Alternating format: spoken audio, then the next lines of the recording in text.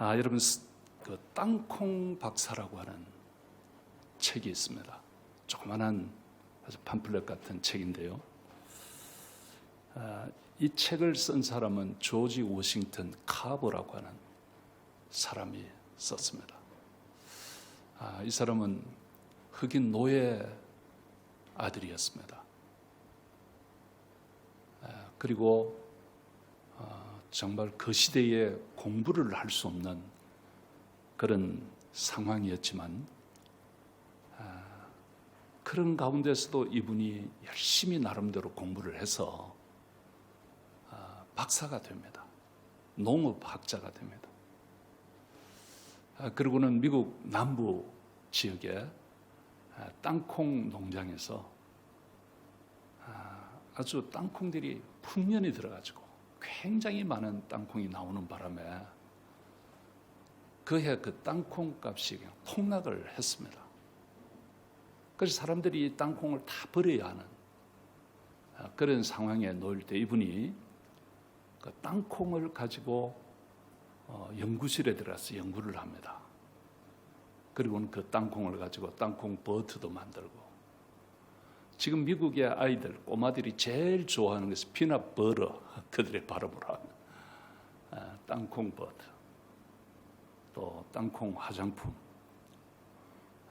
땅콩으로 만든 구두약, 심지어는 땅콩으로 대리석도 만들고, 이분이 이렇게 해서 그 땅콩을 가지고 농사를 했던 사람들 모두가 다 실망할 그때 그들에게 땅콩을 이용한 제품들을 많이 개발을 해서 그들에게 소망을 준 그런 분이었습니다.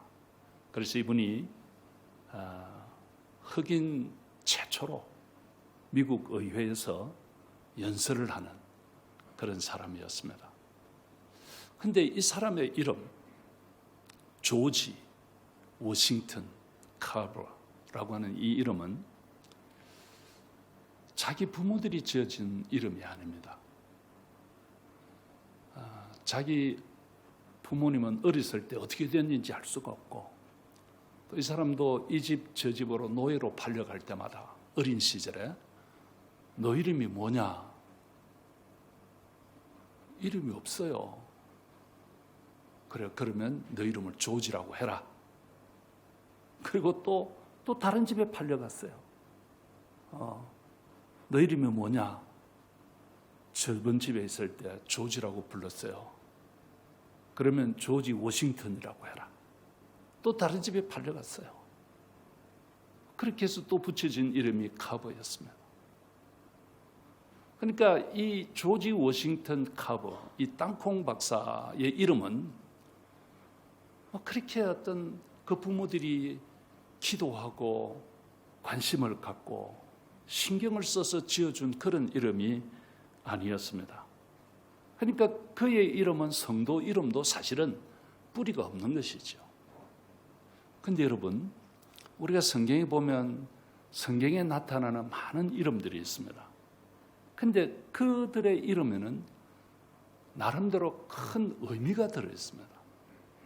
그래서 많은 사람들이 그 이름의 뜻에 부합하는 캐릭터를 가지고 삶을 평생 살아갔습니다. 그리고 어떤 사람은 하나님께서 그 이름을 바꾸어 주시기도 했습니다. 예컨대 지금 우리가 살피고 있는 이 아브라함 같은 사람도 첫 이름은 아브라함인데 아브라함이라고 하나님 바꿔주셨습니다. 또 보면 야곱 같은 사람도 그의 손주죠. 원래 이름은 야곱인데 나중에 하나님께서 이제는 더 이상 야곱이라 하지 말고 이스라엘이라 하라 하고 이스라엘이라고 하는 이름을 붙여주셨습니다. 자, 근데 오늘 이 본문에 나오는 사실 주인공 같은 이 여자, 이 사라도 본래 이름은 사레였습니다. 공주, 나의 공주라고 하는 그런 뜻이었습니다. 그런데 이 이름을 하나님께서 사라라 하라 하고 사라로 바꿔주셨습니다. 많은 민족의 어머니가 될 것이다 많은 민족의 의미라고 하는 의미가 사라라고 하는 이름에 들어 있습니다. 자, 하나님께서 이렇게 하신 이유가 뭔가 하면 이제 사라에게 너는 자녀를 낳게 될 것이고 그 자녀를 통해서 많은 족속들이 생기게 될 것이다. 이스라엘의 12트라이브, 그 지파, 12지파 다 이 사라의 몸에서 난 사람들입니다. 이렇게 해주시겠다 하나님께서 하신 약속이었습니다. 그런데 문제는 자, 이제 이 시점에서 성경 오늘 본문 이 시점에서 하나님께서 여러 민족의 어머니가 될 것이야 하는 이름을 사라에게 주셨는데 그럼에도 불구하고 이 사라에게는 아직 자녀가 없었습니다. 세월은 흘렀고 이제 그들의 나이는 더 이상 자녀를 기대할 수 없는 나이가 되었습니다. 아브라함은 99세, 지금 오늘 성경에 나오는 이 시점이, 그리고 사라는 89세, 그런 연세였습니다. 이제는 오늘 성경에서도 이 사라의 생애가 이미 멎었다. 이제는 더 이상 아기를 낳을 수 있는 그런 몸 상태가 아니라 하는 것을 성경도 밝히고 있습니다. 자, 이쯤 되니까 이 사라는 하나님으로부터 이름까지 바꿔주시면서 넌 자녀를 낳게 될 것이고 너를 통해서 나오는 자녀가 큰 민족들을 이루게 될 것이야. 하나님께서 이런 말씀을 하셨습니다만 정작 사라 본인은 거기에 대한 믿음이 없었던 것 같아요. 다 끝났으니까. 자기 몸 상태를 자기가 알잖아요. 이젠 다 끝났으니까 기대를 하지 않았습니다. 자, 그러던 어느 날 아주 햇빛이 따갑게 내리쬐던 어느 한낮에 일단의 손님 세 분이 찾아왔습니다. 그들은 오늘 성경에 보니까 사람의 모습을 하고 왔습니다만은 오늘 이 성경에서는 여호와 하나님, 또 다르게는 천사, 이런 말을 쓰고 있습니다. 18장 1절 오늘 본문에 보니까 여호와께서 아브라함에게 나타나시니라. 오늘 이 낯선 세 분의 손님, 이 가운데 한 사람이 여호와 하나님이라 성경은 이렇게 기록하고 13절에서도 여호와께서 아브라함에게 이르시되 하나님이라고 그랬습니다. 또 이것과 똑같이 연관된 말씀인데 19장 1절에 보니까 저녁 때에 그 두 천사가 소돔에 이르러, 그러니까 오늘 여기 세 분이 찾아왔는데요, 이렇게 보이는 것이죠. 한 분은 여호와 하나님이시고 두 천사를 대동하고 그렇게 아브라함에게 온 것 같습니다. 특히 구약 성경에 보시면 하나님께서 사람의 모습으로 나타나신 경우들이 꽤 많이 있습니다. 이것을 제가 이제 전에도 가끔씩 이렇게 말씀을 드렸는데, 이걸 이제 신학적인 용어로 말하면 하나님의 신현 혹은 다르게는 현현, 하나님이 영적인 분이시기 때문에 우리의 눈에 안 보이는데 그 안 보이시는 그분이 보이시는 하나님으로 나타나는 것이죠. 그게 사람의 모습으로. 예컨대 사세기에 보시면 기드온이 있죠. 기드온에게 나타나실 때 그때 하나님이 나타났었어요. 사람의 모습으로. 또 다니엘의 세 친구였던 사드락, 메삭, 아벳느고, 그들 이 세 친구가 그 느부갓네살 왕, 그 왕의 신상에 절하지 않는다고 불 속에 들어갔습니다. 풀무불. 그 속에 집어넣어 버렸습니다. 근데 그곳에서 그들이 살아서 나왔어요. 근데 그 느부갓네살 왕이 들여다보면서 세 사람을 넣었는데 안에 네 사람이 있다. 근데 한 사람은 하나님의 아들 같이 보인다. 이런 내용들이 있습니다. 그러니까 종종 이 하나님이 사람의 모습으로 나타나시기도 합니다. 자, 이 오늘 아브라함에게 찾아온 이 세 분의 손님. 근데 이때 이 아브라함이 그분들이 하나님이며 천사들인지 알았을까? 잘 모르겠어요. 그런데 제가 이 아브라함이 그들을 영접하고 그들을 대접하는 이런 모습을 보면 아브라함이 눈치를 챈 것 같아요. 히브리서 신약 성경 히브리서 13장 2절을 보시면 부지 중에 천사들을 대접한 이들이 있었느니라. 아마 아브라함을 두고 했던 말씀인 것 같아요. 그런데 거기서는 알지 못하는 가운데서 천사들을 대접했다. 이렇게 언급을 합니다. 그런데 정확하게 모르겠어요.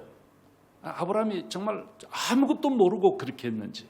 그런데 그 아브라함의 영접이 보통 사람을 영접할 때와는 상당히 다릅니다. 그냥 엎드려서 절을 하고 그리고 음식을 차리고 내오는데 바깥이죠. 제가 이제 상상을 해보니까 뭐 조금 다르지만 우리 교회에 테니스 코트 앞에 상수리 나무가 있고 그 밑에 평상이 있잖아요.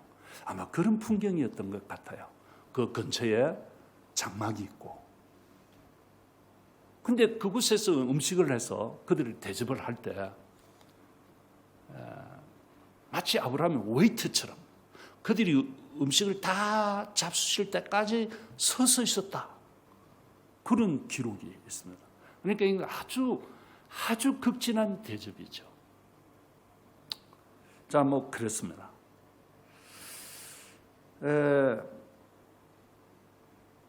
근데 뭐 이런 분위기 속에서 그 이제 대접을 받던 그분 중에 한 분이 하나님이죠.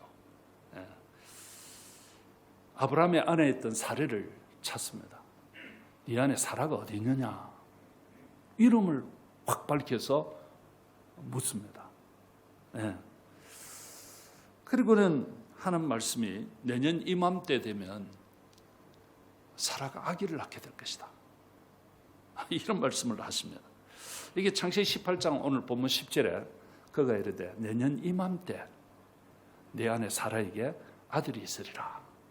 이런 말씀을 합니다. 자, 이 아브라함 입장에서 아브라함은 지금까지 이런 말씀을 여러 차례 들었습니다. 그러니까 크게 놀라운 말씀도 아니에요. 그냥 하나님 하시는 말씀이다 이렇게 들었을 수도 있어요. 15장에서도 또 17장에서도 그런 말씀을 하셨어요 이미. 그리고 17장에서는 아들을 낳게 되면 이름을 이삭이라고 하라. 이름까지 지어주셨습니다. 그런데 이런 이야기는 사라도 알고 있었다고 봅니다. 아브라함이 이런 이야기를 듣고 자기 혼자만 마음에 담아놓고 있었을까? 이 놀라운 사실을 그렇지는 않았을 것 같아요. 이런 이야기를 아내 사라에게도 이미 해주었을 것입니다. 하지만 이렇게 지금 100세가 다 되어가는 나이에 이런 나이가 되더라도 이런 시점에서도 사라를 통한 자녀는 없습니다. 이제는 인간적으로 보면 자녀를 낳을 가능성이 제로입니다. 이미 여성으로서 자녀를 낳을 처지가 아닌 것입니다. 그런데 이제 이 자녀의 소망이 다 끊어진 이때에 사라의 입장에서 보면 알 수 없는 손님들이 나타나가지고 내년 이맘때 아들을 낳게 될 것이다. 이런 말씀을 하는 거예요. 자, 근데 이 장면이 제가 참 이렇게 보면서 참 재밌어요. 이 장면이. 자, 이것을 이제 장막 안에서 이 아브라함과 그 손님들이 하는 대화를 사라가 엿듣고 있었던 것이죠. 예. 그런데 그분의 하는 이야기가 기가 막히는 거예요. 사랑의 입장에서 보면 생전 처음 보는 사람들이 나타나서 자기를 두고 하는 말이 어처구니가 없습니다. 아무것도 모르는 주제예요. 예. 그래서 사라가 기가 쳐서 웃었습니다. 아들 좋아하시네. 지금 내 나이가 몇인데 아무것도 모르면서 뭐 이런 생각을 했을 것입니다. 그래서 하나님께서 아브라함에게 이렇게 말씀합니다. 13절 오늘 본문에 보면 사라가 왜 웃으며 이르기를 내가 늙었거늘 어떻게 아들을 낳으리요 하느냐. 아브라함은 사라는 마음속으로 했는데 오늘 이분은 왜 사라가 웃으며 아들을 못 낳는다고 하느냐, 이런 이야기를 합니다. 그러자 이 말씀을 이 장막 안에서 듣고 있던 사라가 화들짝 놀랍니다. 놀래고는 뛰쳐나와서 한 것 같지는 않아요. 그런데 그 안에서 큰 소리로 제가요 안 웃었어요. 안 웃었다고 합니다. 거짓말이죠. 그래서 하나님은 네가 웃었느니라. 너 웃었어. 이런 말씀을 하고 오늘 이 본문이 끝이 납니다.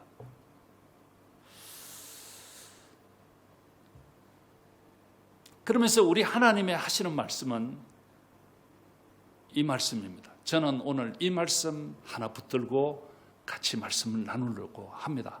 14절 말씀입니다. 자, 이 말씀을 우리 다 같이 한번 자신에게 적용을 하면서 큰 소리로 한번 읽어보십시다. 다 같이요. 시작. 여호와께 능하지 못한 일이 있겠느냐. 기한이 이를 때에 내가 내게로 돌아오리니 사라에게 아들이 있으리라. 여기에 제가 핵심적으로 붙들고 오늘 말씀을 나누고자 하는 것이 여호와께 능하지 못할 일이 있겠느냐? 이 말씀이에요. 하나님께 능하지 못할 일이 있겠느냐? 성도 여러분,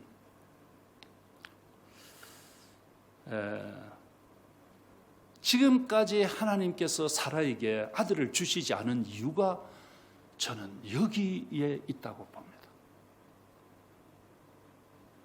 인간적인 가능성이 있을 때 아들을 주었으면 그 하나님에 대한 신뢰가 좀 약해졌을 것 같다.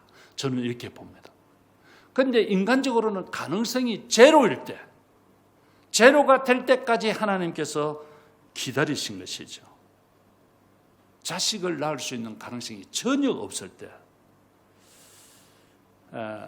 그때 우리 하나님께서 하시는 말씀이 하나님께 능하지 못할 일이 있겠느냐? 저는 이 말씀이 성경 전체를 관통하고 있는 아주 핵심적인 말씀이라고 생각합니다. 자, 이것을 딱 붙들고 성경을 전체를 쭉 보면 다 이 말씀입니다.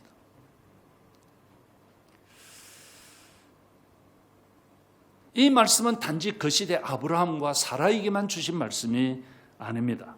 어느 시대이건 하나님을 믿고 하나님을 붙들고 삶을 살아가는 모든 사람들에게 주시는 말씀. 이 말씀은 단지 성경 안에 있는 말씀이 아니라 오늘 지금 이 자리에 있는 우리 모두에게 주시는 말씀이에요. 이게 중요한 말씀입니다. 자, 제가 이 말씀을 이렇게 묵상을 하다가 탁 머릿속에 떠오른 사건이 하나 생각이 났습니다. 그것이 신약에 와서 마가복음 9장에 있어요. 자, 예수님께서 12 제자들과 함께 많이 다녔습니다. 그런데 특별히 우리 예수님께서 세 제자, 베드로, 야고보, 요한, 이런 사람들을 특별히 좀 데리고 가서 경험하게 하시는 그런 일들이 성경에는 종종 나와요. 그런데 우리 예수님이 하루는 이 세 사람, 베드로, 야고보, 요한, 이 제자를 데리고 높은 산에 올라갔습니다. 그 산이 무슨 산인지 정확하게 알 수 없습니다. 그냥 우리는 그곳에서 일어난 사건을 가지고 그냥 변화산 뭐 이런 이야기를 합니다. 그런데 그이 데리고 올라갔고 그곳에서 우리 예수님께서 이 세 분의 제자들에게 아주 황홀하고 영광스러운 광경을 보여주십니다. 그래서 우리 예수님이 몸의 형체가 변화돼요. 눈이 부실 정도로. 그리고 이미 오래전 사람, 이미 다 죽었던 사람 모세가 나타나고 엘리야가 나타나서 예수님과 대화하는 장면이 너무도 신비스럽고 놀라운 거예요. 이 모습을 이 제자가 보았습니다. 그래서 너무 좋아서 제가 여기 장막 3개를 짓겠습니다. 그냥 우리 하나는 예수님을 위하여, 하나는 모세를 위하여, 하나는 엘리야를 위하여 여기 사는 것이 좋겠습니다. 그런데 우리 예수님이 꿈깨 내려가자. 그래서 내려옵니다. 내려왔더니 그것이 아주 기가 막힌 사건이 하나 벌어졌습니다. 한 아이가 귀신이 들려서 그냥 자기 아버지 말에 의하면 불에도 물에도 넘어지고 거품을 물고 자빠지고 이런 일이 있습니다. 간질 같은 것이죠. 그런데 이 아버지가 그 아들을 보다 못해 예수님의 소문을 듣고 그 예수님에게 가면 고침을 받겠다 생각하고 데려왔습니다. 그런데 마침 예수님은 산 위에 올라가 계시지 않고 다른 제자들이 있습니다. 그들에게 좀 고쳐달라고 했습니다. 그런데 그 제자들이 이 아이를 고치지는 못합니다. 사람들은 인산인해를 이루고 둘러싸서 구경을 하고 있는데 제자들에게는 능력이 없습니다.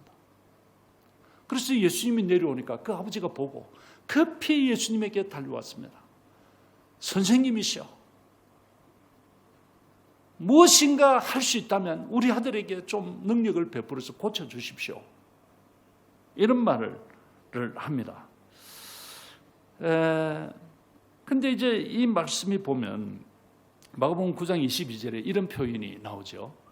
무엇을 하실 수 있거든 우리를 불쌍히 여기사 도와주옵소서. 그랬더니 23절에 우리 예수님이 하시는 말씀이 할 수 있거든이 무슨 말이냐? 믿는 자에게는 능히 하지 못할 일이 없느니라. 오늘 이 창세기 아브라함에게 찾아온 이 하나님께서 능하지 못한 일이 있겠느냐? 하나님께 똑같은 말씀입니다. 믿는 자에게는 능치 못할 일이 없느니라.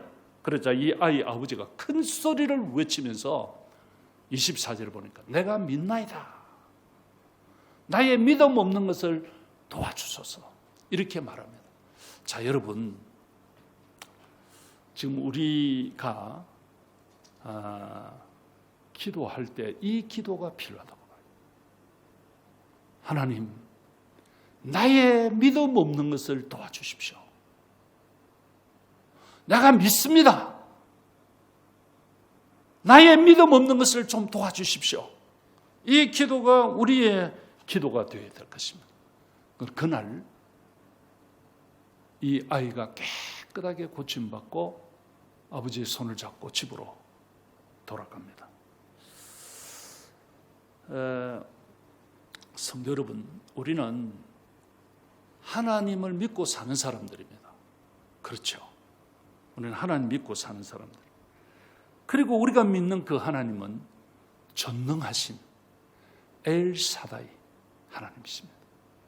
그분에게는 모든 것이 가능합니다. 이걸 우리가 믿습니다. 그래서 이 하나님은 오늘날도 우리에게 놀라운 일을 행하십니다. 그러기를 원하십니다. 그런데 우리에게는 이런 것이 좀 문제가 될 수가 있습니다. 우리는 이 하나님을 좀 관념적으로만 생각하는 하나님, 성경 속에 계시는 하나님, 이런 하나님으로만 우리가 생각을 합니다.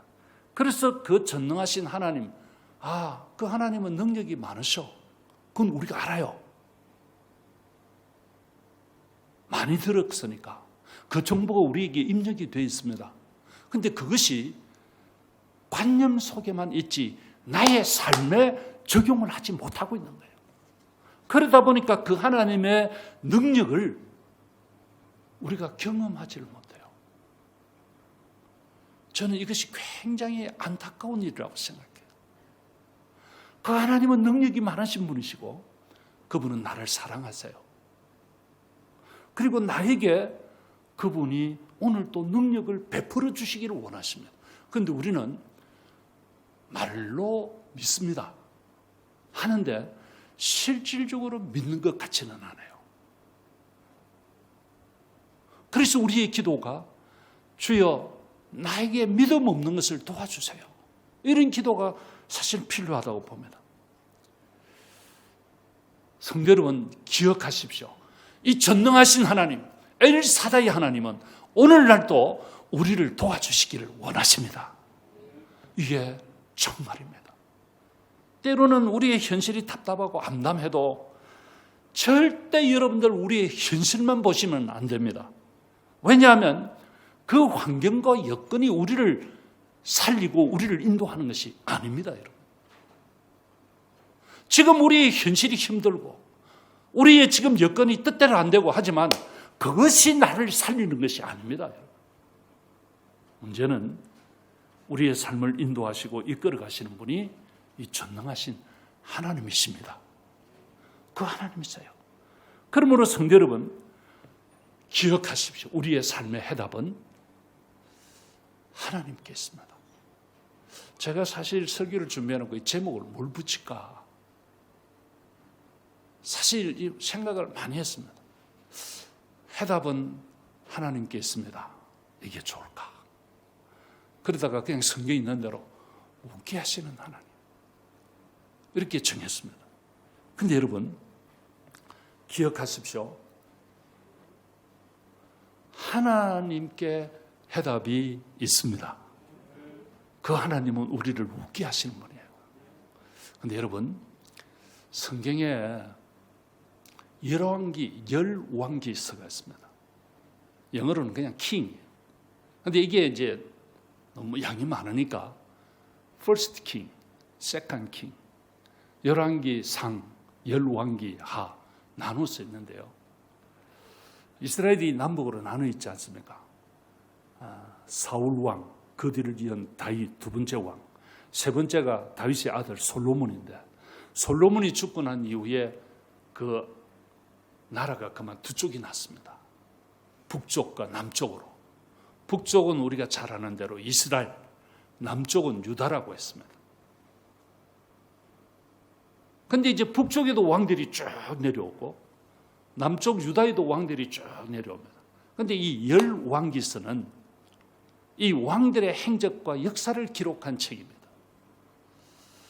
물론 연대기서도 있습니다. 역대기, 우리 성경에 크로니클스. 그건 이제 역사를 기록한 것이죠. 그것도 역시 왕들의 역사를 비롯한 역사들입니다. 그러니까 사실은 열왕기 상하와 역대기 상하를 같이 보시면 굉장히 이해가 빠릅니다.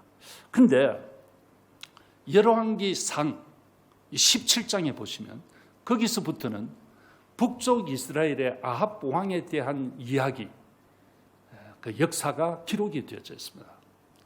그런데 여러분 이 아합 왕은 온 백성들로 하여금 우상을 섬기도록 우상에 빠지도록 한 아주 영적으로 타락한 왕이었습니다. 이때 하나님은 그 이스라엘 백성들의 영적인 삶을 깨우치고 개혁시키기 위해서 엘리야라고 하는 선지자를 하나님이 내세웠습니다. 그러니까 엘리야 선지자는 북쪽 이스라엘의 아합 왕 시대에 사역했던 선지자였습니다. 이제 이 엘리야가 나타나서 한 말씀이 열왕기상 17장 1절에 있는데요. 길르앗에 우구하는 자 중에 디셉 사람 엘리야가 아합에게 말하되 내가 섬기는 이스라엘의 하나님 여호와께서 살아계심을 두고 맹세하노니 내 말이 없으면 내가 선포하지 않으면 수년 동안 비도 있을 또 있지 아니하리라 하니라. 무슨 말인가 하면 내가 다시 선포하기 전까지 이스라엘은 물 구경할 수 없을 거야. 이런 말씀을 하는 것입니다. 그는 이 아합 왕에게 이렇게 선포를 했습니다. 이건 저주지요. 당신 때문에 이제 이스라엘에 비가 그쳤습니다. 이스라엘에 물이 없어질 것입니다. 수년 동안. 이렇게 하니까 아합 왕이 가만히 있겠습니까? 저놈을 죽여라. 그러니 엘리야가 숨습니다. 그릿이라고 하는 시내, 그 시내가로 들어갑니다. 들어가서 거기 숨어서 거기서 지냅니다. 그런데 여러분, 그 시내가 이제 흐릅니다. 거기서 이 엘리야가 식수를 공급받고 거기서 삽니다. 그런데 사람이 산다는 것이 물만 있으면 살 수 있는 것은 아니잖아요. 뭔가를 먹어야 되잖아요. 그래서 하나님이 까마귀를 동원시킵니다. 놀랍죠? 까마귀를 통해서 떡을 날아주고 고기를 갖다 주고, 그리고 거기에서 엘리야가 지냅니다. 자, 제가 이제 이런 말씀을 묵상하면서 이런 것이죠. 하나님께서 함께만 하시면 죽을 자리에서도 살아납니다. 믿습니까? 하나님이 함께 하시면 정말 못 살 것 같은데 삽니다. 그래서 오늘 우리가 다 모두들 불경기다, 못 살겠다, 죽겠다 그렇게 해도 하나님이 함께 하시면 그런 가운데서 살아나는 사람이 있습니다. 성경에 보니까 그게 이 아브라함의 아들 이삭이 그랬어요. 흉년이 들었고 농사를 지었는데 그에 100배의 수확을 얻었다고 그랬어요. 다 죽겠다고 하는데 그는 우물만 파면 물이 솟아나와요.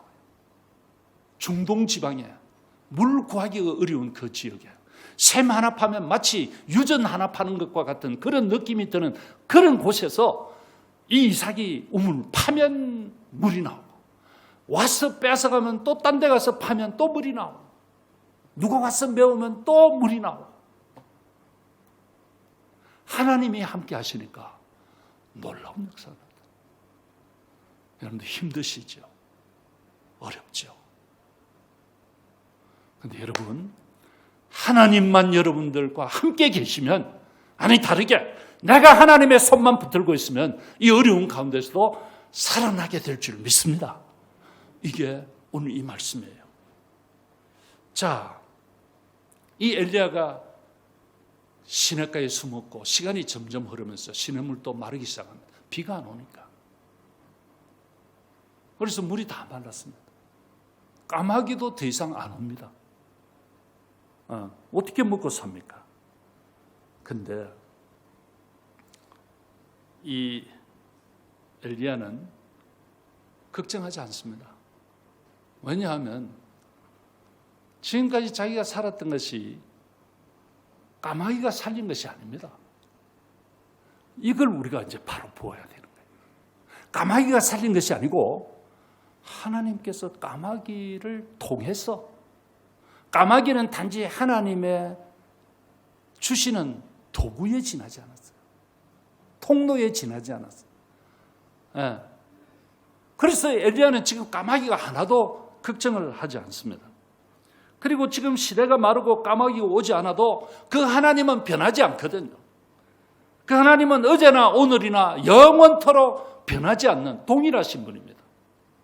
그 시대의 까마귀를 통해서 먹이신 그 하나님은 오늘 또 살아계시고, 오늘 이 어려운 현실 가운데 우리를 지켜보고 계시고 변하지 않으시는 분이 그 하나님이심을 믿으시기를 바랍니다. 이게 놀라운 거예요. 이제 하나님은 다시 엘리야에게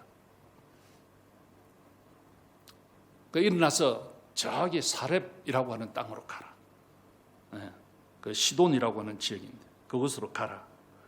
그렇게 말씀합니다. 우리 이게 열왕기상 17장 7절에서 9절에 보시면 이런 말씀이 나와요. 땅에 비가 내리지 아니하므로 얼마 후에 그 시내가 마르니라. 여호와의 말씀이 엘리야에게 임하여 이르시되 너는 일어나 시돈에 속한 사르밧으로 가라. 거기 머물라. 내가 그곳 과부에게 명령하여 내게 음식을 주게 하였나니라. 이런 말씀이 나옵니다. 자, 이제는 하나님이 주시는 통로가 바뀌었죠. 까마귀에서 과부로 바뀌었습니다.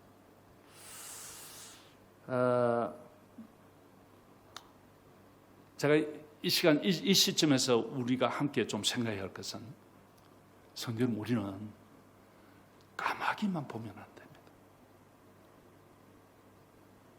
까마귀만 날 기대하고 바라보고 하면 안 됩니다. 까마귀는 그냥 하나님 주시는 통로에 지나지 않습니다. 여러분들, 우리가 직장 생활하는데 좀 뜻대로 안 되십니까? 우리가 사업을 하고 있는데 이 사업이 뜻대로 좀 잘 안 되십니까? 그럼 우리 기억하십시오. 이 직장이나 사업은 결국 까마귀입니다. 그 까마귀에 지나지 않습니다. 그러니까 그 까마귀가 우리를 먹이 살리는 것이 아닙니다, 여러분. 우리는 그 까마귀가 전부인 것처럼 생각하고 이 까마귀 놓칠까 봐 그 까마귀만 들여다보고 있지만 그게 아니라니까요. 직장에서 어쩌다 보니까 떨어졌습니까? 하나님은 또 다른 거 준비하시는 거예요. 사업이 좀 잘 안 되십니까? 그거 까마귀예요. 그 까마귀가 우리를 먹이 살리는 것이 아닙니다. 하나님께서 살리시는 겁니다. 그런데 참 재미있는 것은 오늘 이 본문에 보면 열왕기상 17장에 보면 까마귀도 까마귀지만은 왜 지금 또 하필이면 과부입니까? 예, 까마귀 사실 기분 좋은 새는 아닌 것 같다. 모르겠어요. 이게 제가 잘 찾아보지 않았지만 우리 한국 사람들이 까마귀 그러면 뭐 그렇게 썩 길조의 새는 아닌 것 같습니다. 그런데 어쨌든 까마귀 끝나니까 하나님이 가라고 하시는 데가 하필이면 과부집입니까? 예. 그것도 형편이 좋지 않아서 겨우겨우 먹고 살다가 이제는 마지막 남은 가루 그거 가지고 전부 쳐서 아들하고 먹고 죽으려고 작정하고 있는 그 과부한테로 가라고 합니까? 좀 귀향에 보내시면 좀 형편이 여유가 있고 좀 잘 사는 집에 하나님께 기쁨을 해놓으시고 왜 과부한테 기쁨을 해놓습니까?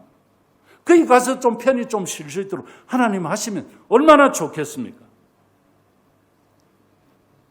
왜 하필이면 이 아무런 능력도 없는 이 과부집으로 보내서 거기서 얻어먹고 살고 그렇게 하라고 하시는지 이해가 잘 안 되시죠? 그런데 여러분, 이것이 하나님이 일하시는 방식이에요. 하나님이 일하시는 방식이에요. 그리고 이것이 또 광야 생활하는 이스라엘 백성들에게 하신 방식이에요, 여러분. 이게 이스라엘 백성들이 애굽에 나와서 광야 생활할 때 그곳에는 아무것도 없었습니다. 소망도 없고 무슨 도울 자도 없고 생활할 방식도 없고 먹을 것도 없고 뭐 아무것도 없는 곳이 광야입니다. 그냥 눈 들어서 사방을 보면 돌멩이밖에 없어요. 제가 가봤어요. 홍해를 건너서 시나이 반도로 쭉 내려가 보니까 거기는 빨간 흙밖에 없어요. 저기 시나이 반도 끝에 내려갔다가 다시 그 홍해를 끼고 위로 올라가 보니까 거기는 또 전부 돌밖에 없어요. 거기 이스라엘 백성들이 그렇게 40년을 그곳에서 지났다니까요. 거기에서는 먹을 것도 없고 입을 것도 없고 소망도 없고 도울자도 없고 아무것도 없는 것입니다. 그렇지만 하나님은 40년 동안 그들을 먹이시고 입히시고 그들을 인도하셨습니다. 상상도 할 수 없는 방식으로 하나님께서 그들을 인도하셨습니다. 성도 여러분, 지금 우리는 이 광야 같은 세상을 살고 있습니다. 그러므로 이 광야 생활하는 하나님의 백성들이 꼭 해야 할 것 하나가 있어요. 그게 뭐냐 하면 까마귀 신앙을 버려야 돼요. 기억하셔야 돼요. 까마귀 신앙을 버려야 돼요. 우리는 그 까마귀 놓칠까 봐. 까마귀가 언제 나를 올는지 그것만 기대하고 있으면 안 돼요. 하나님은 까마귀 없애시고 그 다음에 보내시는 것이 정말 과부한대로 보내요. 그것도 아무것도 없는 과부한대.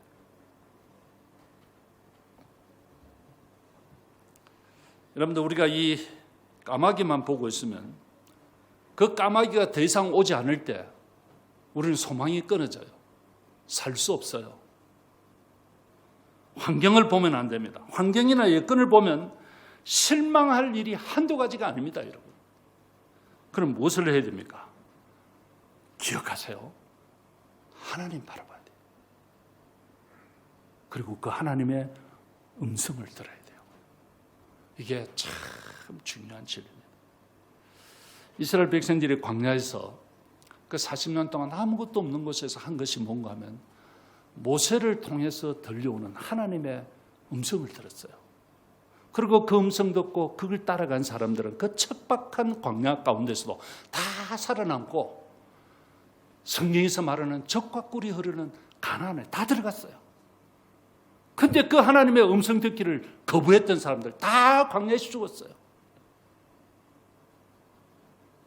오늘 이 열왕기상 우리가 17장 이후에 이 엘리야 이야기를 우리가 봤는데요. 이 엘리야도 똑같습니다. 이 엘리야는 까마귀만 본 것 아닙니다. 그리고 과부만 본 것도 아닙니다. 그들이 먹여 살리는 것이 아니었기 때문에. 그러면 이 엘리야가 한 것이 무엇인가? 똑같습니다. 하나님 바라보고 하나님의 음성에 귀를 기울였어요. 이 열왕기상 17장, 18장 이후에 쭉 보면 아주 독특하고 반복적으로 나타나는 말씀 하나가 있어요. 그것이 무엇인가 하면 여호와의 말씀이 엘리야에게 임하여 이르시되 17장 2절에도 8절에도 18장 1절에도 이런 말씀이 계속 나와요. 여호와의 말씀이 엘리야에게 임하여 이르시되 이 말씀이 계속 나와요. 그러니까 이 엘리야는 그 말씀만 붙들고 있은 거예요. 하나님께서 가라. 가는 거고 가지 마라. 안 가는 거고 그거 했습니다. 그러므로 성도 여러분 기억하셔야 됩니다. 우리는 우리 주변의 환경, 그 여건 그것만 보시면 안 돼요. 우리는 그것만 보면 낙심될 때가 참 많아요. 주저앉고 싶은 때가 참 많아요. 그러나 그것만 보시면 안 되고 하나님 바라보셔야 됩니다. 그 하나님은 전능하신 하나님, 엘사다이 되신 하나님. 그 하나님께는 넘치 못하신 일이 없습니다. 그분에게는 모든 것이 가능합니다. 오늘 이 본문의 사라가 이제 자신의 처지를 보면 한심합니다. 아기 낳을 수 없습니다. 그래서 내년 이맘때 아들을 낳는다는 말씀에 그가 기가 차서 속으로 웃었습니다. 말도 안 돼요. 그런데 여러분 이 사라는 정말 웃었습니다. 아주 기쁘게 웃었습니다. 자, 우리 창세기 21장 1절에서 3절에 나오는 말씀 다 같이 한번 보세요. 다 같이요. 큰 소리로 시작. 여호와께서 말씀하신 대로 사라를 돌보셨고 여호와께서 말씀하신 대로 사라에게 행하셨으므로 사라가 임신하고 하나님의 말씀하신 시기가 되어 노년에 아브라함에게 아들을 낳으니 아브라함이 그에게 태어난 아들 곧 사라가 자기에게 낳은 아들을 이름하여 이삭이라 하였고 이름을 이삭이라고 지었습니다. 이삭 웃음이라고 하는 뜻이에요. 웃음. 할매가 아기를 낳았어요. 자기도 웃었어. 이 소식을 들은 온 동네 사람들이 웃었어요. 잔치했어요. 저 할매가 아기를 낳았어. 기쁘게 웃었어요. 이 소식을 들은 모든 사람들이 크게 웃었어요. 이야, 놀랍구나. 오늘 여러분, 이 하나님이 웃게 하시는 하나님입니다. 우리는 써웃음을 지을 수도 있어요. 이 상황에. 제가 이런 설교를 할 때 여러분들 가운데 써웃음 짓는 분들이 있을 수도 있을 겁니다. 그건 뭐 목사님 하시는 이야기고 성경에서 하는 이야기고 그렇게 하시는 분도 있을 수 있을 거예요. 그런데 여러분, 그런 우리를 하나님은 크게 웃게 하시는 하나님. 할렐루야. 이거예요. 자, 오늘 창세기 21장 6절. 제가 다음에 이 본문을 가지고 할지 안 할지 모르겠어요. 26절 다시 한번 다 같이 한번 읽을까요? 시작. 사라가 이르되 하나님이 나를 웃게 하시니 듣는 자가 다 나와 함께 웃으리로다. 할렐루야. 하나님이 웃게 하시니 듣는 모든 사람들이 다 웃었다. 여러분들에게 이런 축복이 있으시기를 바랍니다.